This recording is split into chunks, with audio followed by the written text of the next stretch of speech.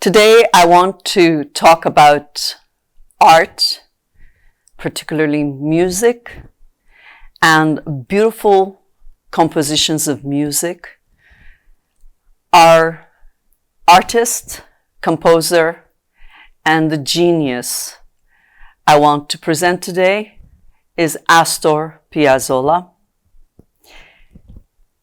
There's a biography written about Astor Piazzolla, and I'd like to recite some of that biography and elaborate on my own experiences of preparing songs and performing his songs in the process of getting to know his styles and his genius productions. Astor Piazzolla's place in Argentina's greatest cultural export is roughly equivalent to that of Duke Ellington in jazz. The genius composer who took an earthy, sensual, even disreputable folk music and elevated it into a sophisticated form of high art. Even more than Ellington, Piazzolla was also a virtuoso performer with a near unparalleled mastery of his chosen instrument, the bandoneon, which he actually introduced it into the classical tangos of his compositions. A large button accordion, noted for its unwieldy size and difficult fingering system. In Piazzolla's hands, tango was no longer strictly a dance music. His compositions borrowed from jazz and classical forms, creating a whole new harmonic and rhythmic vocabulary made for the concert hall more than the ballroom, which was dubbed as Nuevo Tango. Some of his devices could be downright experimental. He wasn't afraid of dissonance or abrupt shifts in tempo and meter, and he often composed segmented pieces with hugely contrasting moods that interrupted the normal flow and demanded the audience's concentration. The complexity and ambition of Piazzolla's oeuvre brought him enormous international acclaim, particularly in Europe and Latin America. But it also earned him the lasting enmity of many tango purists and traditionalists who attacked him mercilessly for his supposed abandonment of tradition and even helped drive him out of the country for several years. But Piazzolla always stuck to his guns and remained tango's foremost emissary to the world at large up until his death in 1992. Piazzolla was born in Mar del Plata, Argentina on March 11, 1921. His parents were poor Italian immigrants who moved to New York City in 1924. His father, Vincent Piazzolla, was also a tango performer, and he played with renowned jazz musicians in his time. Affording the young Piazzolla extensive exposure to jazz artists like Duke Ellington and Cab Calloway, his father also played tango records by the early masters, especially the legendary vocalist composer Carlos Gardel, and gave Astor a bandoneon for his 9th birthday. In addition to lessons on that instrument, which encompassed American music like Gershwin, as well as tango, Piazzolla also studied with classical pianist Bella Wilda in 1933, becoming an ardent fan of Bach and Rachmaninoff. Around the same time, the budding prodigy met and played with Carlos Gardel, appearing as a newspaper boy in Gardel's watershed tango movie El Dia que Me Quieras. The teenage Piazzolla turned down an offer to tour South America with Gardel in 1935, a fortuitous decision that kept him out of the tragic plane crash that claimed Gardel's life. In 1936, Piazzolla's family returned to Mar del Plata, and his passion for tango music was fired anew by violinist Elviro Valdaro. The still teenage Piazzolla moved to Buenos Aires in 1938, seeking work as a musician. After about a year of dues paying, he caught on with the widely renowned Anibal Troil's orchestra, where he spent several high-profile years composing for Troil's group. In the meantime, he continued his study of piano and music theory, counting future classic composer Alberto Ginastera in 1941 and pianist Raoul Spivak in 1943 as his teachers. He began composing for Troilo during the period, although his more ambitious classical influence pieces were often edited for accessibility's sake. In 1944, Piazzolla left Troilo's group to become the orchestra leader behind singer Francisco Fiorentino. 2 years later, he formed his own group, playing mostly traditional tangos, yet already with hints of modernism. This group broke up in 1949, and Piazzolla, unsure of his musical direction, sought a way to leave tango behind for more refined pursuits. He studied Ravel, Bartók, and Stravinsky, also immersing himself in American jazz, and worked mostly in his compositional skills for a few years.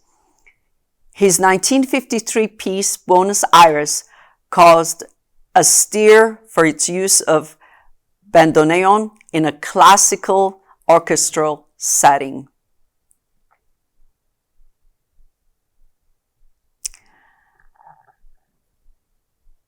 Returning to Buenos Aires in 1960, Piazzolla formed his first quintet, Quinteto Tango Nuevo, which would become the primary vehicle for his forward-looking vision.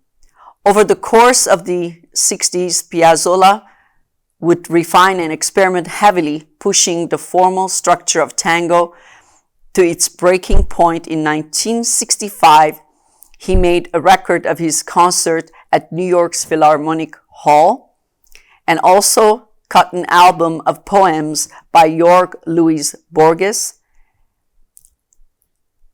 Set to music in 1967, Piazzolla struck a deal with poet Horacio Ferrer to collaborate exclusively with each other, resulting in the groundbreaking so-called operita Maria de Buenos Aires, which was premiered by singer Amelita Baltar in 1968. She would later become Piazzolla's second wife.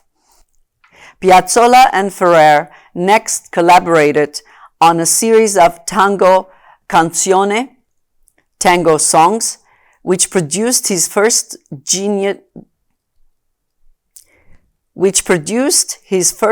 genuine commercial hit, Balada para un Loco, Ballad of a Madman.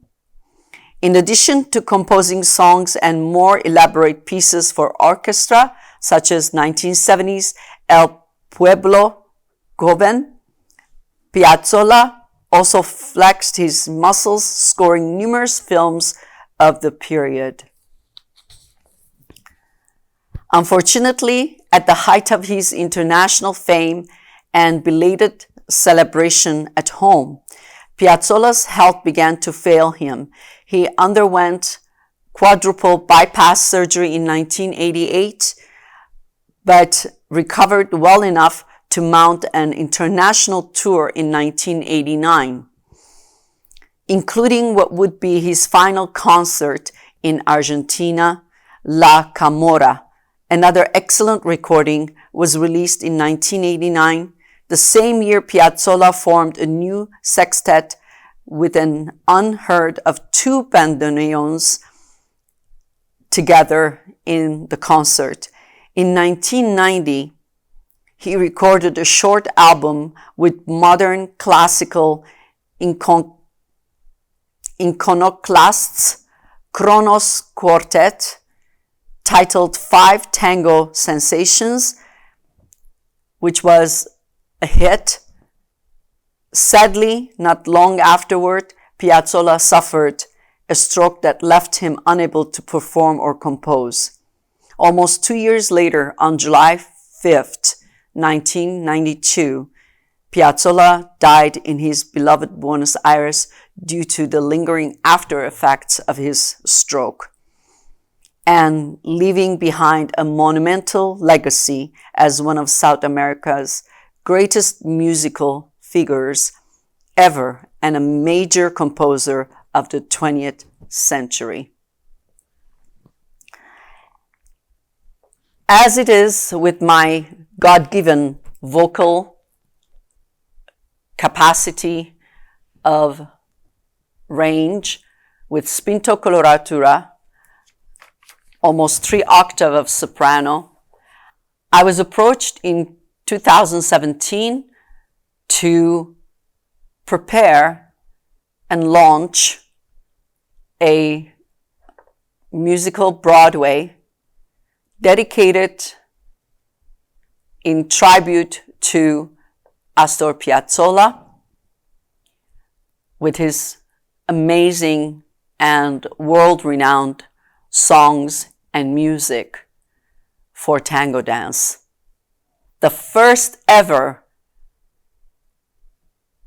made it to happen to present a Broadway musical dedicated to Piazzolla's compositions.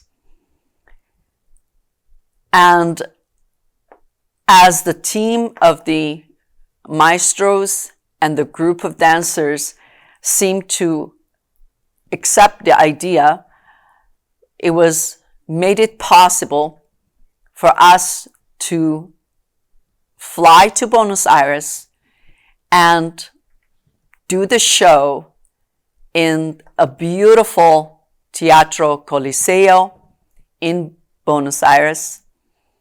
And we were able to present, even though we had not expected to have any audience to be present for this production, we were stunned and surprisingly, astonished to see the whole teatro was completely full, sold out.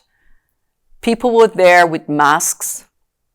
They were eager and hungry to hear Astor Piazzolla's beautiful songs and the dance pieces, to witness the Broadway musical, and the way it was presented was monumental, with the legendary maestros involving and presenting and performing along with myself and Albert Bubulian as the pianist composer who had accompaniment with me to do the most beautiful and world-renowned songs of Oblivion, Ciccolin, Ave Maria, and our Dervo Ormia of Gomidas, and the whole project of presenting human atrocities of the world and the human freedom of mankind to be recognized. It was a very exciting moment for everyone, and it was an honor for me and for myself and for Albert Bubulian to meet Amelita Baltar, who performed along with the orchestra and with us with the Broadway. The songs that she usually recited, even with Astor Piazzolla's performances. It was a great experience. We had the most astounding standing ovations, song after song, dance after dance. The audience would never stop appreciating with the bravos and the bravados and the continuous standing ovation with my performances of Piazzolla's Oblivion and Chiquilin and Ave Maria and the Dervo Romia with the videos. Even at the end of the presentation, the performance, we were approached by the maestros, the legendary maestros, and very humbly remarking, congratulating each other, and for the performers to recognize our virtuoso performances of the Piazzolla's songs, presenting the way Piazzolla had compositioned them and meant to be presented as such. I have noticed most of the songs that had been sung by the Argentinian singers have been still trending and changing the tempo to the traditional tango styles that have been always followed. With my performance, it took me several times to be able to actually feel what Astor Piazzolla had meant to create the genre, the style of the classical tango, which was totally a different plateau for me, to be able to sing exactly how Astor Piazzolla had written for those songs to be sung. And it was not surprising for the maestros to be able to recognize and congratulate us, and even as quoting the way they responded, saying, "It's an honor and a pleasure to perform with such virtuoso performers such as you." And Albert and I, we were equally thankful to them for giving us the opportunity to be able to be presenting Astor Piazzolla's greatest work of music and tango in a different limelight, to present it to the world, and for them to recognize how beautifully he had put together some of the most beautiful songs, such as Adios Noninos for his grandfather, and many more, O Soy Maria from the operetta, and each one of them has very individual characters in them and a beautiful message of life happening each day for every one of us. Astor Piazzolla will never be forgotten. He became a legendary, the king of Tango Nuevo, and the tango, the musical Broadway, was a tribute to Astor Piazzolla's monumental works, combined and presented by the group of most professional tango dancers and his legendary orchestra maestros, coming together, almost 50 people, to perform such a beautiful, beautiful Broadway musical.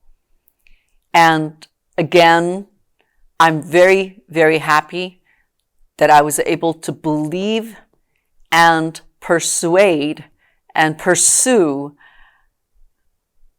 even finding with the people and the means and getting together all the effort to make this musical Broadway, Tango, the musical Broadway, a reality, with my perseverance and my utmost dedication to make that tango happen so the world could witness the beauty of the music and art that was presented by a monumental person, Astor Piazzolla. I hope every person has their dream to make it, to be able to make their dream come true and be able to achieve and present something beautiful for the world and people to remember for many years to come.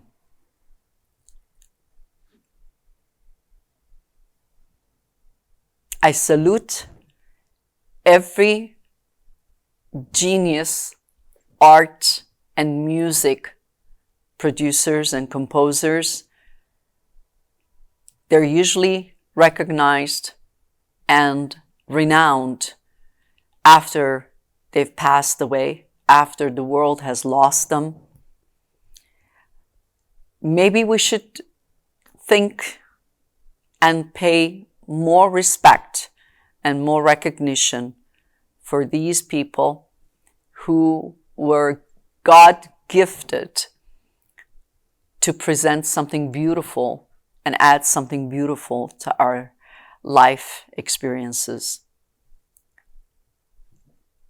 Stay healthy and be well.